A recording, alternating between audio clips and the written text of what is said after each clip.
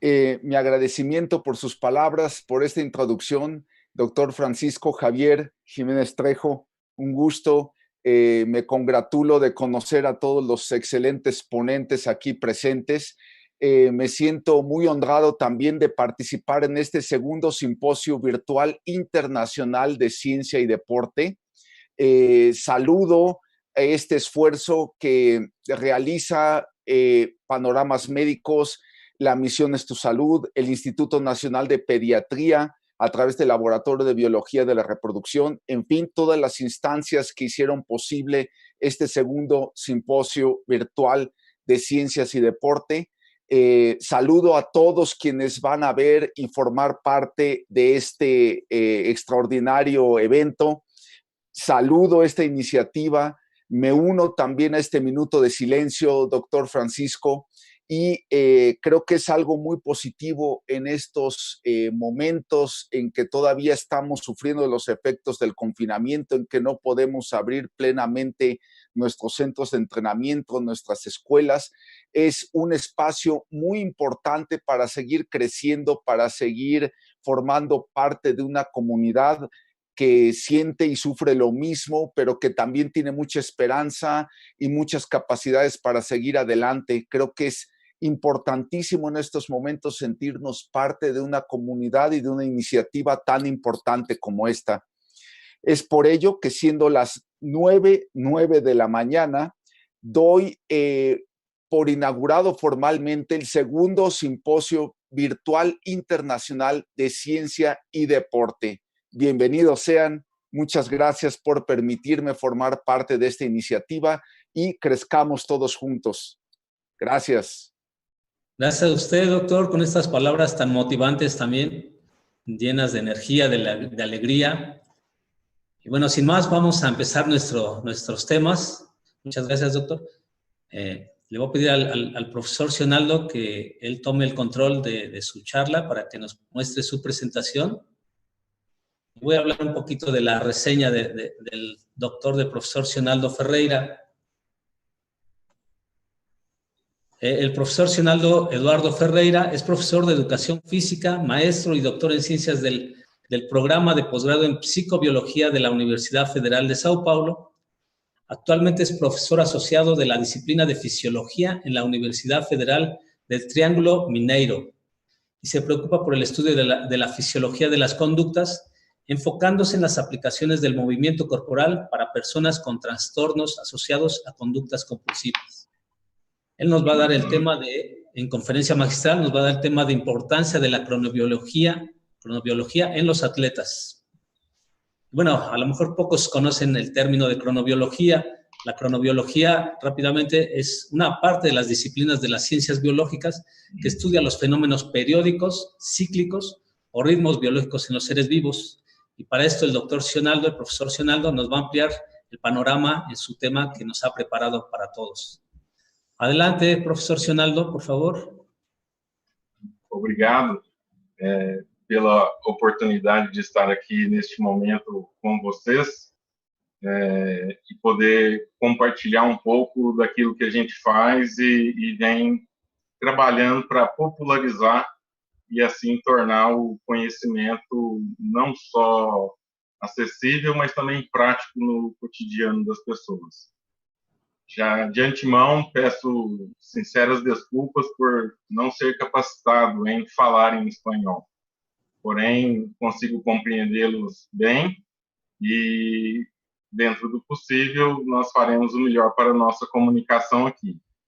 Se acaso acontecer algum imprevisto durante a apresentação, por favor, me interrompam e, se for necessário voltar, sim o faremos.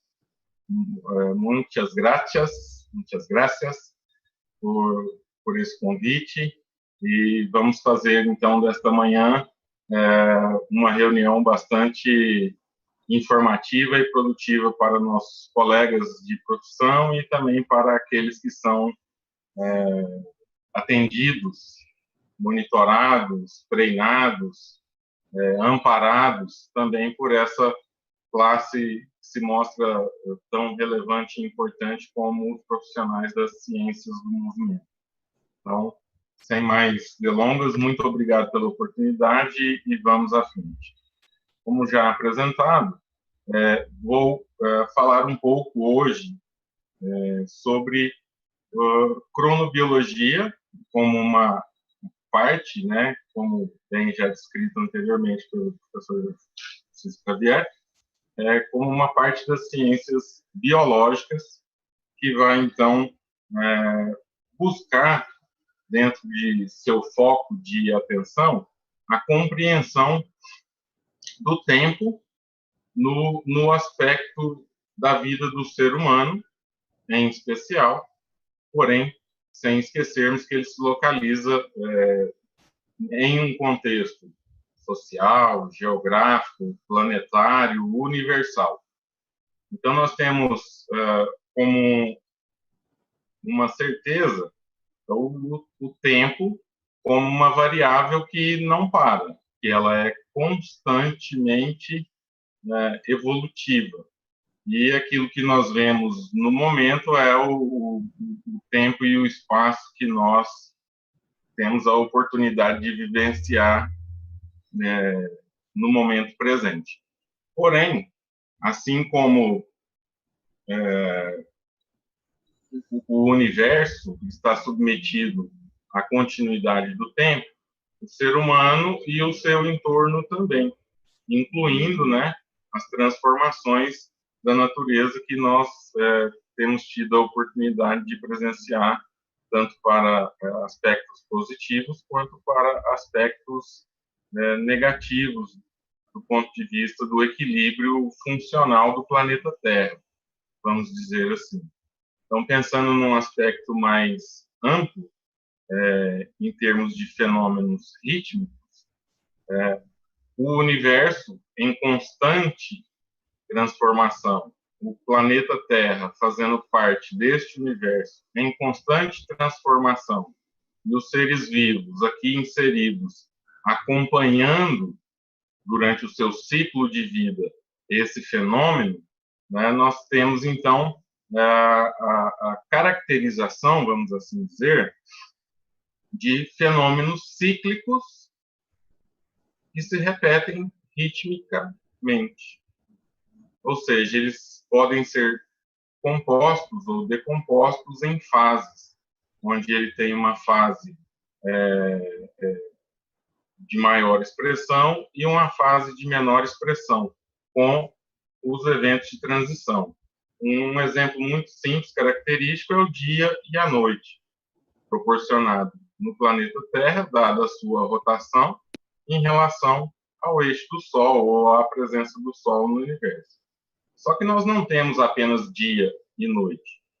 Dependendo da distância da linha do Equador, nós podemos ter um dia maior, um dia menor, ou um crepúsculo maior ou menor. Então, mais próximo do Equador, nós temos a transição claro-escuro de maneira mais rápida, enquanto que, dependendo se é inverno ou verão, no norte e no sul, nós vamos ter uma transição claro-escuro mais lenta.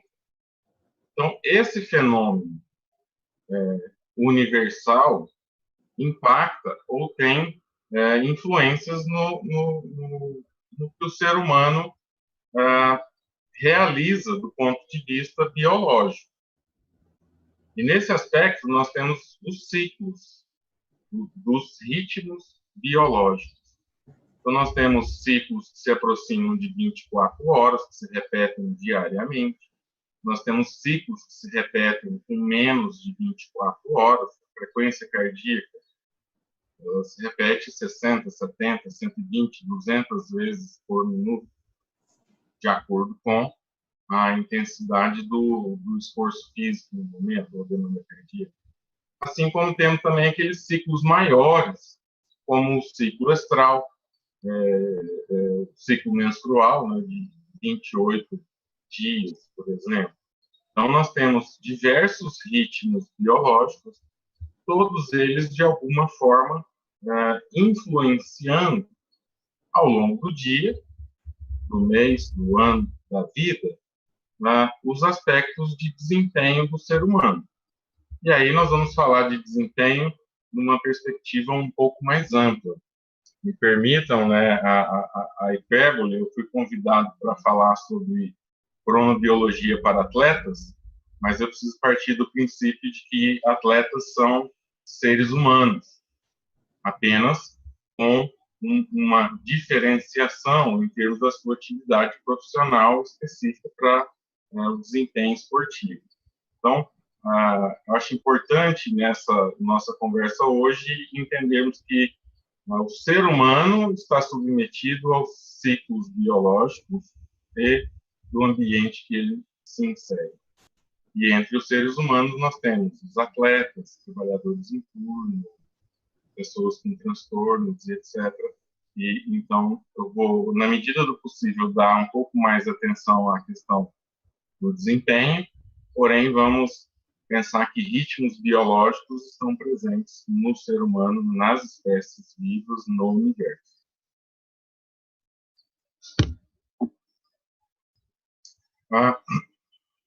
A cronobiologia, ela então se dedicou nos últimos tempos a entender esses fenômenos rítmicos no sistema biológico, no corpo humano, de acordo com a evolução do tempo. E esses estudos, eles têm demonstrado, por exemplo, que nós temos variações, do ponto de vista individual, do melhor horário do dia para o nosso conforto em relação ao desenvolvimento das nossas atividades. Quando falamos em conforto para o desenvolvimento das nossas atividades, nós estamos falando no melhor potencial, tanto funcional quanto do aspecto cognitivo e emocional.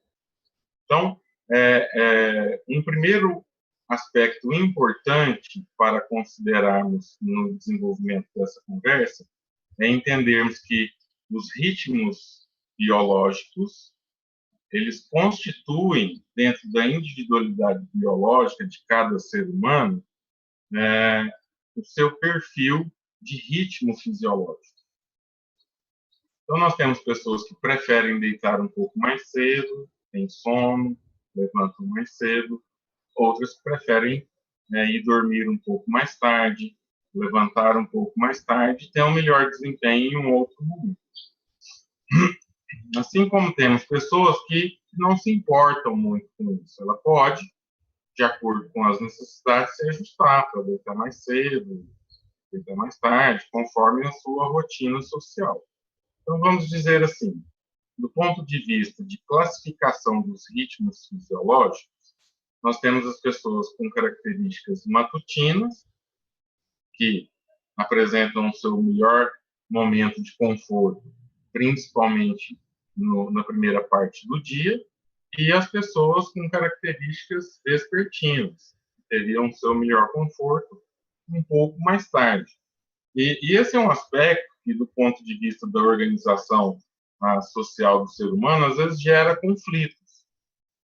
Nós temos aqui sempre uma desconfiança, principalmente dos matutinos, em relação aos vespertinos, que dizem assim: eu acordo cedo e esse pessoal está dormindo ainda, eu já estou aqui trabalhando e já estou fazendo um monte de coisa, essa pessoa ainda está aí, né, ainda não ativou os seus sistemas fisiológicos em um ponto de estar pleno no seu desempenho para aquela função do momento. De maneira geral, há uma certa preconceito, né, em relação às pessoas com características mais vespertinas. Mas nós não podemos esquecer, por exemplo, a importância da representação de todos os tipos de cronotipo, ou seja, de ritmo fisiológico, até mesmo para a garantia da perpetuação da espécie. Imagina se todos nós dormíssemos e acordássemos na mesma hora. Ficaríamos desprotegidos. Então, tem algumas questões relacionadas ao cuidado da prole, variabilidade genética e etc., que essas características se fazem importantes. Para o nosso contexto hoje, pensando nesses ritmos fisiológicos, no cronotipo, aqui nós temos um exemplo de algumas variáveis fisiológicas e funcionais. Por exemplo, nós temos o nível de atividade, a temperatura central, a excreção de potássio, a velocidade de processamento cognitivo e um teste cognitivo que é o teste de estimativa de tempo. Então, nós temos variação ao longo do dia, independente se matutinos ou vespertinos ou indiferentes, em relação às variáveis fisiológicas. E para que isso aconteça, nós estamos submetidos continuamente a sincronizadores biológicos. Os primeiros pesquisadores a descreverem os mecanismos de sincronização do ser humano foram um grupo alemão. Então, por isso o termo Zeitgebers, que são os doadores de tempo. Então, quais seriam, os mecanismos do meio ambiente e do meio interno que forneceriam para um sistema central de controle as variáveis que compõem os ritmos. Então, dessa forma, nós temos ajustes da pressão arterial, da frequência cardíaca, do ciclo sono-vigília, da maturação de células sanguíneas, do ciclo menstrual, da gestação, do envelhecimento e assim por diante. E que nos interessa mais hoje, como essas variáveis vão influenciar no desempenho esportivo. Porque uma parte daqueles que estão nos ouvindo querem saber o seguinte: como que eu vou usar isso que esse professor veio falar hoje para que eu seja campeão? Seja competitivamente no meio esportivo ou como um ser humano funcionalmente bem organizado. E dentre os sincronizadores biológicos, o principal, que foi inicialmente descrito, está relacionado com a sincronização fótica, ou seja, aquela que decorre da luz, em especial da luz solar. Como nós vimos anteriormente, no movimento de rotação da Terra, estamos um período expostos ao Sol e um período não diretamente expostos ao Sol.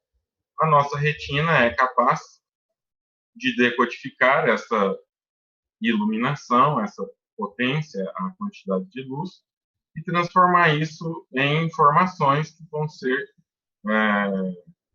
processadas inicialmente pelo núcleo supraquiasmático, e eu volto já nele. E aqui nós temos um exemplo de um indivíduo que está sincronizado 24 horas. Então, neste exemplo, o indivíduo ele faz o ciclo de suas atividades e de seu repouso, incluindo o sono,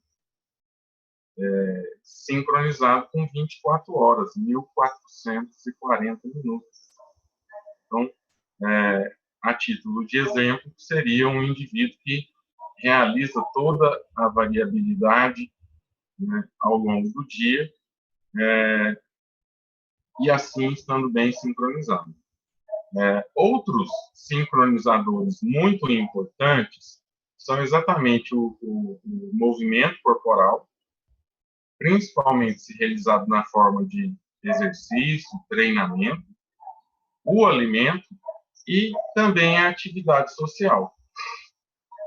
Então, nós temos, entre os mecanismos sincronizadores mais fortes, o mecanismo fótico, associado, então, à recepção de luz, e aqueles relacionados ao nível de atividade física ou à atividade durante a vigília, aquele relacionado à ingestão de alimentos, então, o ritmo da fome, a disponibilidade de alimentos, e também a atividade social. E aí, pensando, importante lembrar que a atividade social ela tem características de acordo com a idade, e não só a classe social ou a inserção, se é um grande centro ou pequeno centro, onde essa pessoa reside.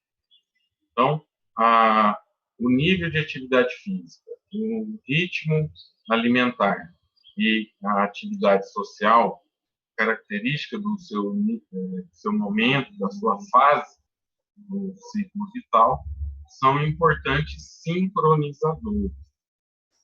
Em especial para as pessoas que não dispõem da visão, pessoas cegas, que não recebem o estímulo luminoso, ou pessoas com baixa visão, ou pessoas que, por alguma razão, têm dificuldade de processamento da informação visual. Então, uma pessoa cega, por exemplo, ela consegue sincronizar pelo alimento, pela atividade física e pelo ritmo das atividades sociais. Há diversos estudos mostrando que algumas características clínicas nos hospitais são observadas ao longo de 24 horas. Alguns eventos clínicos são mais característicos em determinados períodos do dia, considerando 24 horas. Então, ocorre mais morte por determinada razão no período da madrugada ou no período da tarde, em função de características da patologia, se está associada a um mecanismo metabólico ou sistêmico, por exemplo. Daí que vem a cronobiologia, então, com a sua perspectiva de entender esses mecanismos que constroem no nosso organismo o tempo biológico.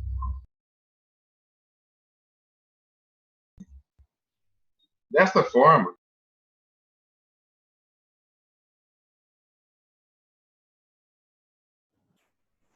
parece que silenció su micrófono, profesor Sionaldo. Perdão por isso, foi um acidente. Nessa perspectiva, o universo, em um tempo contínuo, produz efeitos na dinâmica da vida do ser humano, apresentando, então, como resposta ao ambiente, né, eventos que se tornam cíclicos e rítmicos. Ou seja, eles apresentam um ciclo que ele começa e termina com sua amplitude, com sua acrofase e mesofase, que nós temos, então, dentro de cada ritmo, a sua característica, a velocidade desta onda. Aqui, mais especificamente, falando ou mostrando de um ciclo sincronizado por claro e escuro,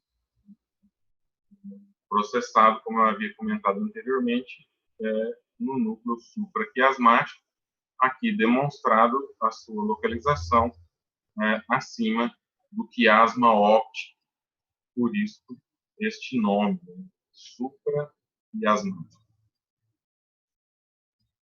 E recebe, por sua vez, modulação de diversos componentes relacionados ao nosso comportamento. Então, desta forma, a cronobiologia ela busca, a compreensão dos mecanismos regulatórios. Então, havia sido mencionado anteriormente que cronobiologia parte das ciências biológicas empenhada em entender o funcionamento do organismo ao longo do tempo. Então, pegamos, vamos dizer assim, guardadas as proporções, a fisiologia humana e vamos colocar ela na dinâmica do tempo, integrando continuamente os mecanismos regulatórios. Mecanismo regulatório da temperatura, da frequência respiratória, do metabolismo, do sono, da capacidade de força, do tempo de reação. Então, um conjunto de variáveis que determina o tempo de reação. Qual o melhor momento do dia, do mês, do ano, da vida que nós vamos ter o melhor tempo de reação? Como podemos usar desse conhecimento dos fenômenos rítmicos, compreendendo o mecanismo regulatório e suas relações do corpo, aquilo que acontece dentro, com o ambiente no momento que nós nos inserimos nele. E assim, compreendendo, né, que dependendo do que fizermos no horário que fizermos, podemos modular algumas variáveis biológicas, como, por exemplo, os pulsos do hormônio de crescimento. Nós sabemos que o hormônio de crescimento ele é liberado em pulsos e que o esforço físico intenso parece que induz esses pulsos, assim como o sono de ondas lentas, que é um momento do refazimento do nosso corpo físico, em que esse hormônio aqui, por exemplo, demonstrado, pica no momento escuro. Então, nós temos um ritmo da liberação, da secreção do hormônio de crescimento, que depende do como nós usamos o nosso corpo durante a vigília. E isso vai ter impacto sobre o sono ou a qualidade da recuperação física durante o sono, entre outras variáveis. A variação, por exemplo, diária do cortisol é importante para, além da questão do metabolismo, aspectos de modulação do sistema imunológico, sabendo que a sessão de treinamento também modula o sistema imunológico, qual a sua relação com o ritmo do cortisol, na intenção de um melhor horário do dia para otimizar o desempenho, considerando, então, já a partir disso, né, a resposta para a nossa pergunta aqui, que os ritmos biológicos, eles são endógenos, porque são do corpo do indivíduo, porém, eles são fortemente influenciados pelo ambiente, pela luz do ambiente, pela disponibilidade do alimento, pelas atividades sociais, por todas as interações que você realiza, principalmente nesse momento que nós estamos com mobilidade restrita, tendo que ficar mais resguardados em casa devido à pandemia Covid. Em especial aqui no Brasil, ainda, infelizmente, parece que sem o devido controle. Mas, assim, esperamos passe o mais breve possível e as pessoas possam, dentro de uma perspectiva humana, retomar suas atividades, inclusive esportivas, Jogos Olímpicos, Paralímpicos, Jogos de Inverno, etc., que foram todos suspensos, né, devido a essa situação. Bem, a vida no tempo, os ritmos são endógenos, porém influenciados pelo ambiente, e as características de cada indivíduo, como podem ser, como estão neste momento, o que pode ser feito para ajustar, desajustar, mudar um pouco alguma variável. Então, há um conceito importante aqui, trata da questão das propriedades da ritmicidade circadiana. Neste exemplo, vemos um arqueograma, né, um mapa de atividade de repouso, de uma pessoa potencialmente ou possivelmente com problema de visão, que se encontra em livre curso. A cada dia, ela vai ficando um pouquinho para frente. Ela demora um pouquinho mais ao sono, e tem um pouquinho, e acorda um pouquinho mais tarde, vamos dizer assim. Nós temos possibilidade, esse é um exemplo de modelo animal, mas isso é um modelo animal em laboratório, né? Mas também pode ser feito com o ser humano, de arrastamento, de avanço ou atraso de fase. Então, nós temos o arrastamento para avançar e o arrastamento para atrasar. Vamos supor que eu fosse treinador de uma equipe de futebol e ao invés de estarmos aqui em aula, fosse a final de um campeonato importante Brasil-México. E eu fosse o visitante e meus atletas fossem jogar aí. Se eu sei o melhor horário do desempenho dos meus atletas e sei o horário da partida aí, eu posso treinar isso um pouco antes para ajustar. E quando eles aí chegarem, vamos dizer assim, talvez ganhar na casa do anfitrião. E são essas coisas que a gente pode, né, com o conhecimento que a cronobiologia nos traz, ver como que pode ser utilizado no nosso cotidiano. Isso também vale para trabalho em turno. A pessoa vai precisar cobrir um turno mais à frente, ou ela vai ter que entrar um pouco antes do que ela estava habituada anteriormente. Isso pode ser construído comportamentalmente se a pessoa construir esses comportamentos. Aqui nós temos um exemplo de um indivíduo sincronizado, ou seja, ele apresenta um ritmo bem estabelecido de atividade e repouso, assim como um indivíduo bastante desincronizado. Esse é um caso de um paciente com um transtorno psiquiátrico que ele tinha períodos curtos de sono e de vigília com aspectos maníacos. Então, tem aí, infelizmente, alguns seres humanos que apresentam total desincronização dos ritmos fisiológicos. Por outro lado, isso também pode ser usado para sincronizar, por exemplo, atletas de travessia marítima de navegação que fazem travessias sozinhos ou em pequenas equipes. Então, um atleta, por exemplo, que vai ficar dias no oceano sozinho ou numa equipe pequena, 2, 3, 5 pessoas, ele não pode dormir 8 horas seguidas como a maioria dos seres humanos gostaria de dormir. Então, às vezes, ele precisa fragmentar o seu ritmo sono-vigília para dar conta, né, de dividir ao longo do dia a necessidade de sono para refazimento do corpo e assim dar conta de, durante a vigília, fazer uma boa navegação com mais eficiência, enfrentar as intempéries, se assim for, etc.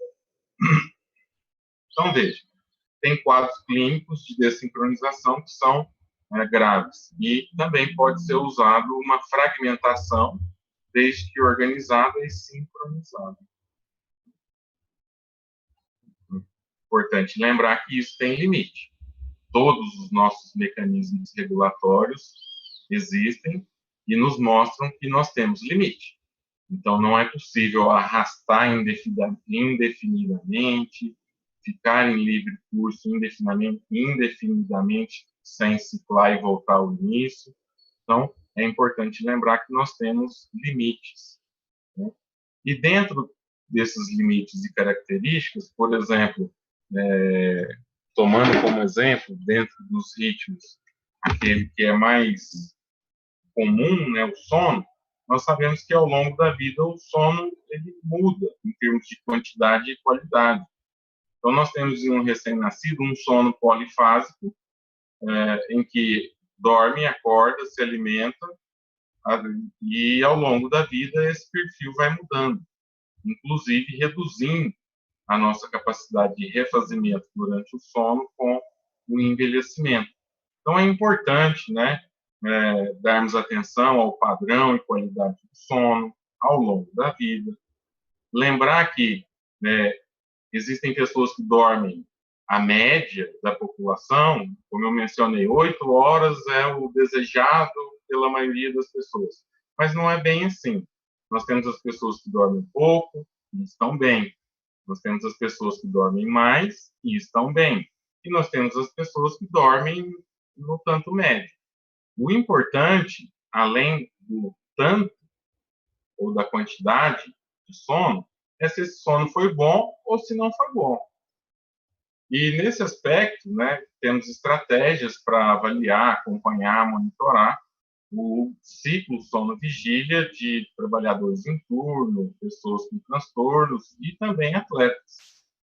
Compreendendo, né, pelos mecanismos que a cronobiologia já nos mostrou, que nós temos mecanismos que funcionam ou que ativam durante a vigília e mecanismos que estão ativos durante o período de sono e que a interação desses mecanismos ao longo do dia gera uma pressão de sono.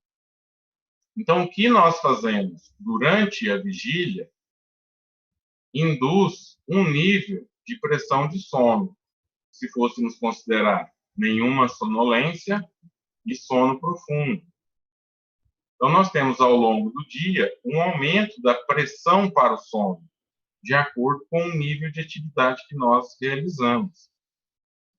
Aqui uma representação do hipnograma, o mapa que se faz durante uma noite de sono, durante um exame do sono, que a partir dos diferentes estágios do sono, pelas suas características eletrofisiológicas, nós temos a possibilidade de quantificação dos estágios ou fases do sono, desmistificando também e já colocando para as pessoas o seguinte, importantíssimo. Durante a fase de vigília, nós podemos estar mais ou menos atentos, mais ou menos fortes, mais ou menos produtivos.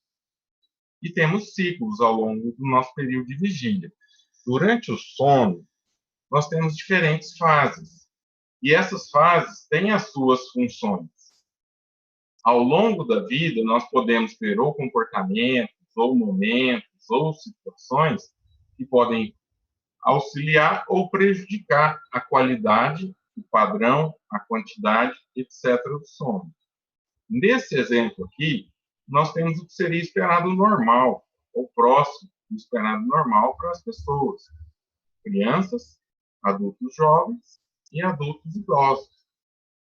Percebemos aí claramente uma mudança, né, de algumas características, e isso faz com que todos os nossos mecanismos regulatórios vão ciclando ao longo do dia e durante a noite também ciclam,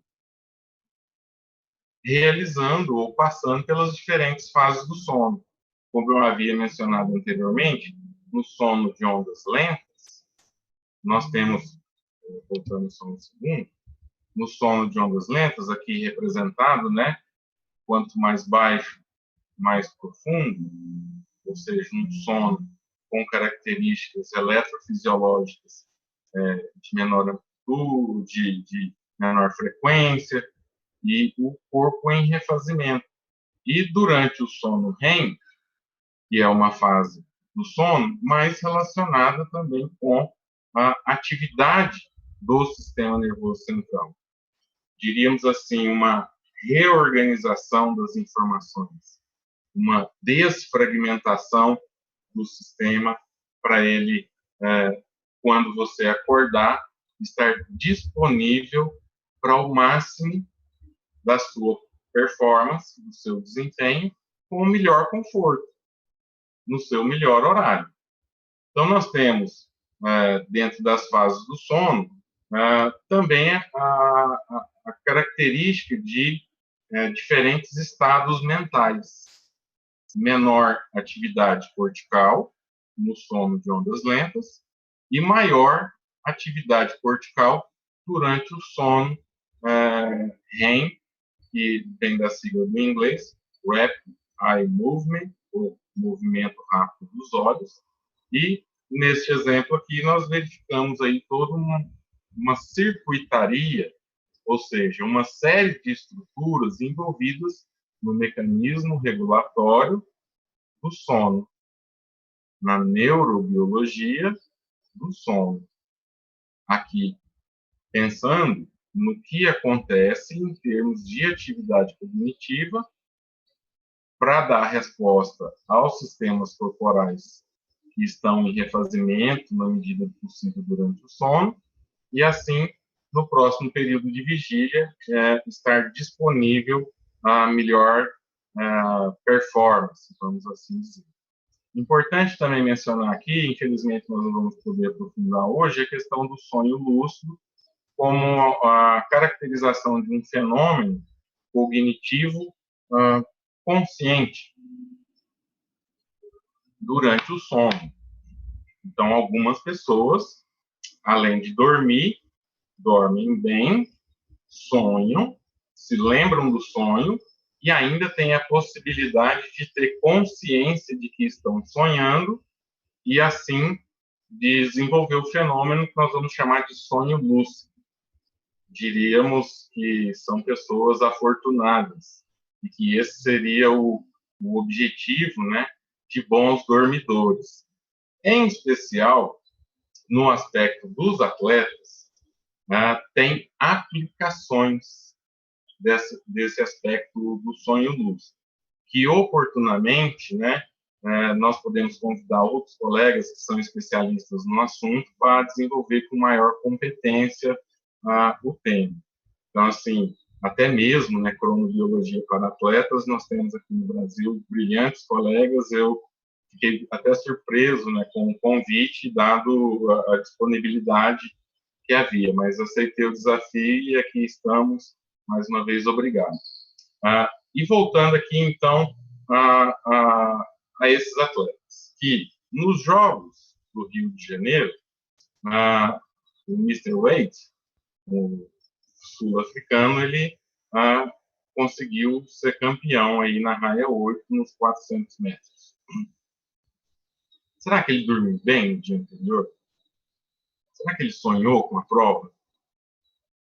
Será que antes, quando ele estava treinando, o psicólogo, o médico, o treinador, quem o acompanha na sua equipe, preocupou-se com seus ritmos? Será que o atleta que chegou em último, ele dormiu mal, ou ele estava com outra situação? Nós poderíamos desenvolver várias teorias aqui sobre isso. Mas, na prática, sabemos que quanto mais sincronizado, quanto mais funcional os mecanismos regulatórios, melhor a performance. E com isso nós precisamos considerar tanto o que nós fazemos na vigília, quanto o que acontece ou nós fazemos durante o sono. Partindo desse pressuposto, eu não poderia, dada a minha origem, não mencionar a psicobiologia, dentro dessa perspectiva das ciências biológicas que estuda, né, o ser humano e a sua inserção, porque ele se insere, mas ele é ativo. E dentro da sua atividade, a psicobiologia, como uma ciência multidisciplinar, ela observa, estuda, busca a compreensão dos fenômenos que estão acontecendo no sistema nervoso para dar conta das respostas, dos melhores ajustes ao ambiente no momento. Então, aquele atleta que logrou ser campeão, ele conseguiu estar concentrado, focado, teve melhor tempo de reação, o desenvolvimento durante a corrida e chegou na frente. Então, tem uma série de eventos neurais, neuromusculares, metabólicos, bioquímicos, emocionais, que dão a esse sujeito, né, a possibilidade de desempenhar. E a outros, devido às suas limitações ou não treinamento, porque não teve oportunidade ou porque não consegue, não tem aquele desempenho. Então, do ponto de vista da psicobiologia, é importante nós lembrarmos que a programação biológica do ser humano é perpetuar a espécie, assim como de outras espécies que estão presentes no nosso momento atual aqui no planeta Terra.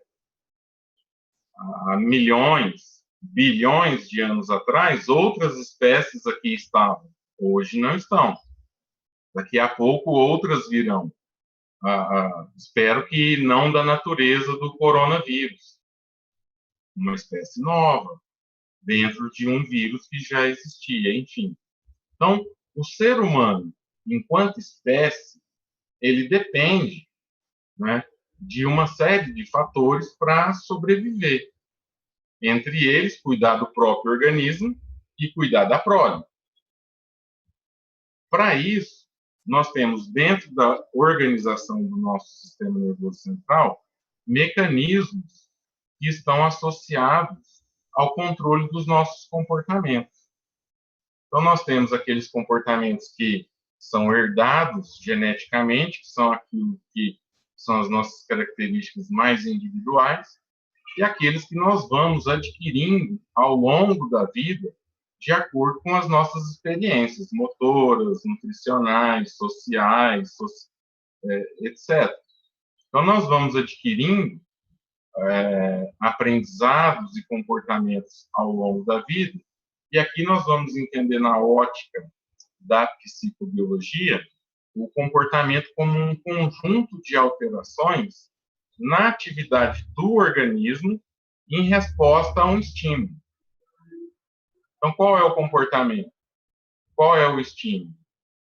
Como que esse ciclo acontece? E se eu repito várias vezes, como o comportamento de resposta ao estresse, ao tiro da largada na hora da competição.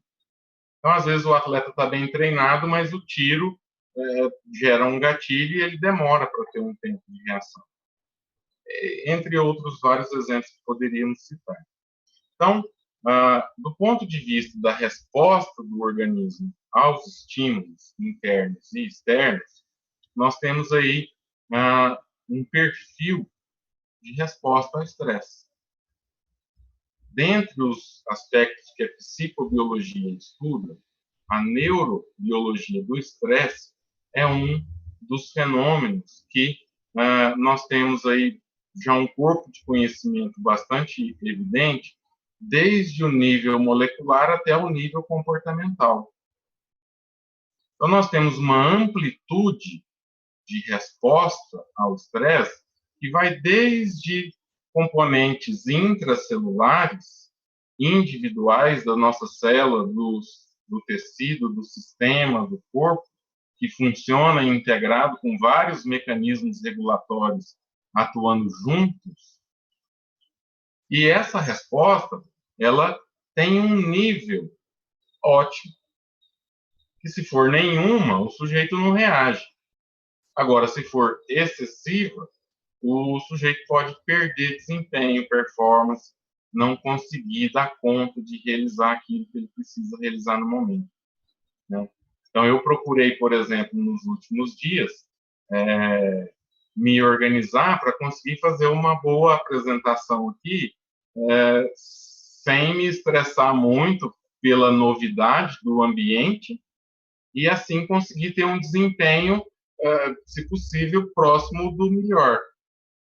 E com isso, passar. Então, se fôssemos considerar um atleta, seria agora o momento da competição. Se ele chegar no momento da competição sem motivação, com baixo nível de ativação do organismo, talvez ele não consiga ter o desempenho ótimo. Por outro lado, se há 3 dias ele não dorme direito, porque hoje é a competição, possivelmente ele não vai ter o seu melhor desempenho.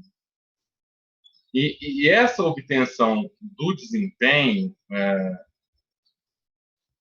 a performance do organismo como um todo, ela depende do equilíbrio funcional. Aqui eu vou usar a perspectiva do sistema nervoso autônomo para ilustrar, né, de que a regulação simpática-parasimpática, a reativação parasimpática, o devido nível da ativação simpática é o exemplo mais tranquilo ou mais básico para a gente compreender isso. Então, a neurobiologia do estresse, ela mostra para nós, entre outras coisas, o equilíbrio autonômico.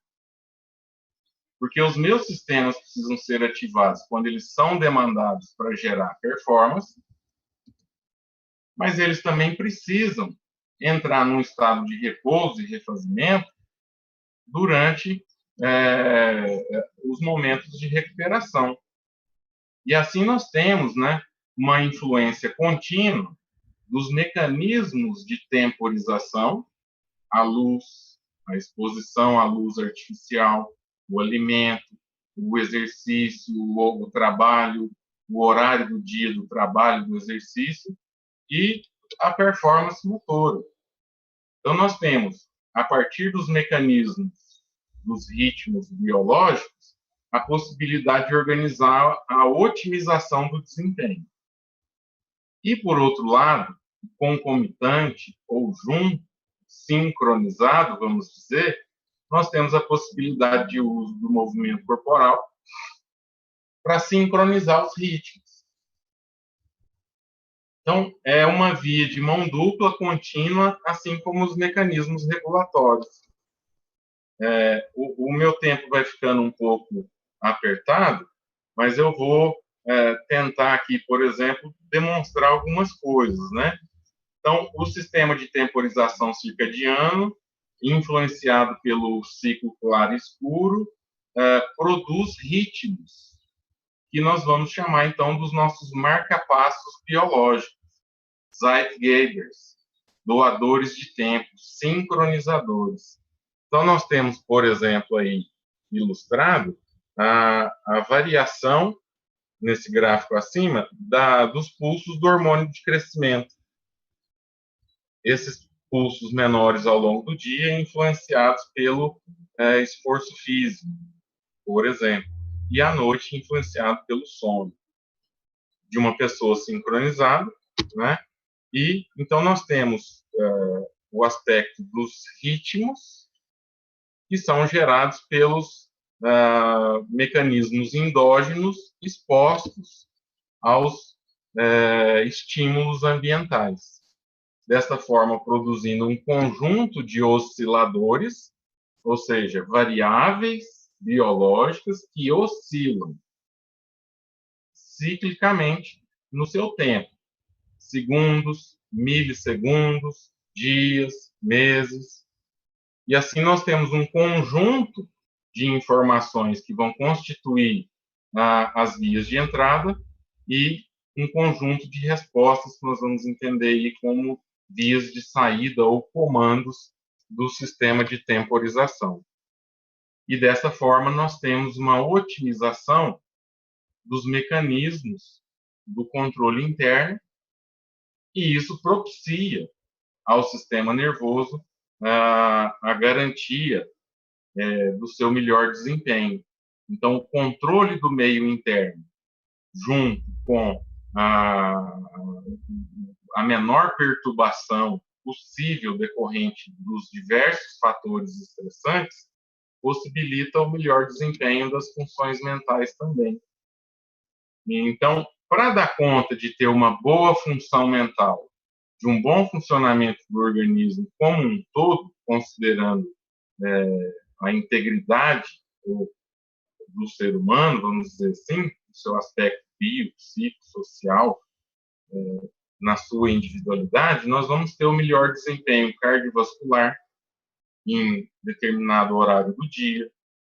Então, o sistema cardiovascular ele é um sistema de apoio para a realização do esforço físico, fluxo sanguíneo, oferta de nutrientes, oxigênio, etc. Então, nós temos um horário de funcionamento melhor, vamos dizer assim.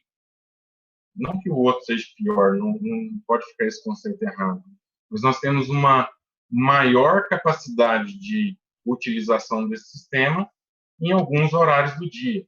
E isso vai variar de acordo com o cronotipo, assim como do sistema respiratório, do aparato neuromuscular, então, programação motora, comando motor, ajuste autonômico, transmissão do sinal, contração do músculo, etc., com variação, né? Um exemplo disso, da importância desse sistema de suporte em determinados horários do dia, foi demonstrado nesse estudo, né? Ficaram 40 anos, foram verificar a pontuação de times do Oeste jogando contra times do Leste.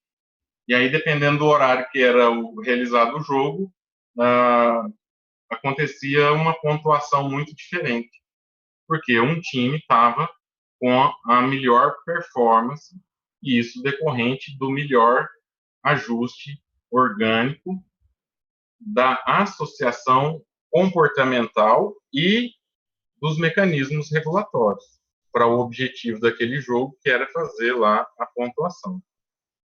Esse infograma, ele mostra para nós que as diversas variáveis biológicas, elas apresentam ritmo.